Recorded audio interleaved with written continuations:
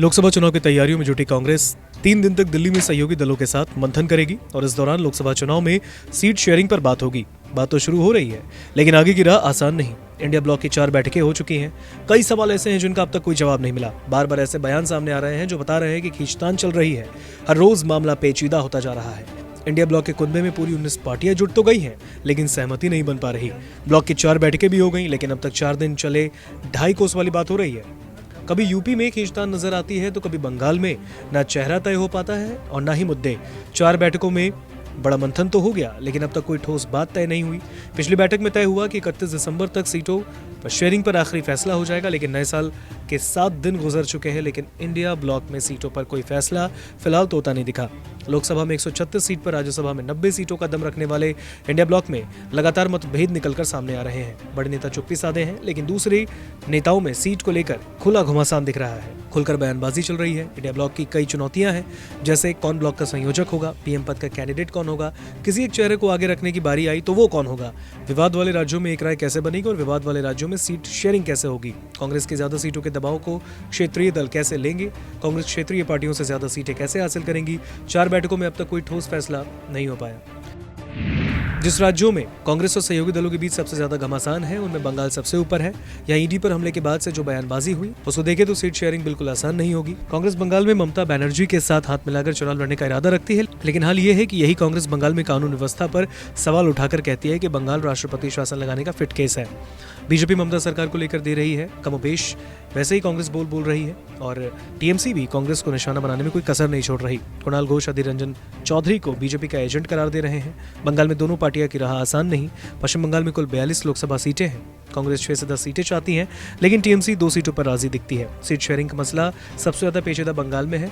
कांग्रेस और तृणमूल के रिश्तों की तलखी दिक्कत बढ़ा रही है। अधीर रंजन खुलकर मोर्चा साध रहे हैं, जबकि कांग्रेस की शीर्ष नेता चुप है। टीएमसी की दलील है कि 2019 के चुनाव में जिसको जितने वोट मिले उसके आधार पर बंगाल में सीटों का बंटवारा हो, लेकिन कांग्रेस को ये मंजूर नहीं। इसके चलते बंगाल का सवाल पेचीदा बना है। ममता ने इंडिया ब्लॉक की एक बैठक में तो जाने से भी इनकार कर दिया था। इंडिया ब्लॉक के सहयोगी दलों के साथ कांग्रेस सीटों को लेकर बातचीत शुरू कर रही है, लेकिन देश की राजधानी दिल्ली में उसका आम आदमी पार्टी के साथ तालमेल नहीं बैठ रहा। आम आदमी पार्टी के पास पंजाब भी है। कुल सीटों की तादाद पंजाब में 10 और दिल्ली में 7 है, यानी दोनों राज्यों में कुल मिलाकर 17 लोकसभा सीटें। दोनों राज्यों में आम आदमी पार्टी का खासा असर है और ये कोई राज की बात नहीं कि आम आदमी पार्टी ने दोनों ही राज्यों में कांग्रेस का सफाई कर दिया। कांग्रेस को अब तक ये बात खटक भी रही है कि दिल्ली के स्तर पर जो नरमी हो, लेकिन इन दोनों राज्यों के प्रदेश स्तर के नेता आपको पचा नहीं पा रहे। दिल्ली में इस सहमति बन सकती है और हो सकता है कि आप कांग्रेस को 2 या 3 सीटें देने पर राजी हो जाए, लेकिन पंगा पंजाब में है। पंजाब में तो कांग्रेस कि राज्य के नेता नहीं चाहते कि आपके साथ कोई गठबंधन हो। उधर विधानसभा चुनाव जीतने के बाद आम आदमी पार्टी की कोशिश है कि पंजाब की लोकसभा सीटों में भी ज्यादा पर वो ही लड़े। खटास इतनी ज्यादा है कि आम आदमी पार्टी कह रही है कि हो सकता है कि किसी एक राज्य में कांग्रेस और आप अलग अलग लड़े, यानी पंजाब और दिल्ली में भी ब्लॉक का मामला फंसा है। हिंदी पट्टी की यूपी बिहार पर भी कांग्रेस की नजर है। हालांकि यहाँ पर क्षेत्रीय पार्टियां मजबूत हालत में है। अखिलेश और लालू नीतीश से ज्यादा सीटें लेने की कांग्रेस कोशिश करेगी, लेकिन ये दल भी जानते हैं कि कांग्रेस की अब वो ताकत नहीं रही। इंडिया में कांग्रेस का क्षेत्रीय दलों का जिन बड़े राज्यों में सीटों को लेकर खींचतान होगी, उनमें उत्तर प्रदेश और बिहार है, खासतौर पर यूपी, जहाँ कांग्रेस खोई जमीन तलाश रही है और यहाँ बीजेपी ने एक छत्र राज कायम किया है। सपा से लेकर बसपा तक यहाँ वापसी के लिए जोर लगा रहे हैं। ऐसे में कांग्रेस के लिए गुंजाइश कम बचती है, लेकिन कांग्रेस की उम्मीदें काफी ज्यादा है। यहाँ कांग्रेस 40 सीटों की मांग कर सकती है, जबकि समाजवादी पार्टी 10 से 15 सीटों से ज्यादा लेने के मूड में नहीं लगती। पहले 2019 के सीट शेयरिंग बता देते हैं, जब बसपा ने 38, सपा ने 37, रालोद ने 3 सीटों पर चुनाव लड़ा। कांग्रेस दलील दे रही है कि अगर 19 में बीएसपी को 38 सीटें मिल सकती है तो इस बार सपा उसे 40 सीटें क्यों नहीं दे सकती। राहुल की न्याय यात्रा में शामिल होने का अखिलेश से सवाल हुआ तो उनका जोर था कि पहले सीट शेयरिंग हो।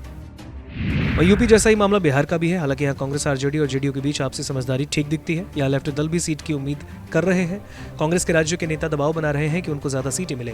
राजद, जदयू कांग्रेस को 4 सीटें ही देने का इरादा रखती है, लेकिन प्रदेश कांग्रेस अध्यक्ष कहते हैं कि अगर हम 4 सीटों पर लड़े तो उल्टा हमारे सहयोगियों को नुकसान होगा। जदयू उन 17 सीटों पर चुनाव लड़ना चाहती है जिन पर उसने पिछली बार चुनाव लड़ा।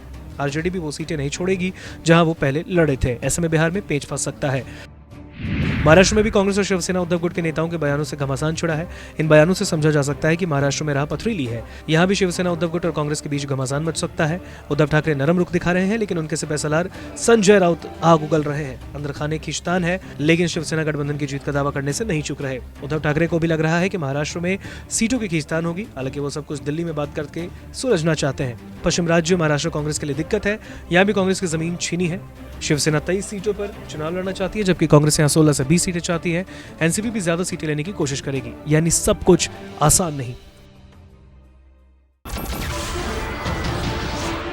नमस्कार, मैं हूं मानक गुप्ता। अगर आपको हमारा ये वीडियो पसंद आया हो तो इसे लाइक और शेयर जरूर करें और हां, हमें सब्सक्राइब और फॉलो करना ना भूलें ताकि आप देश और दुनिया की कोई खबर मिस ना करें। तो जुड़े रहिए हमारे साथ और देखते रहिए न्यूज़ 24।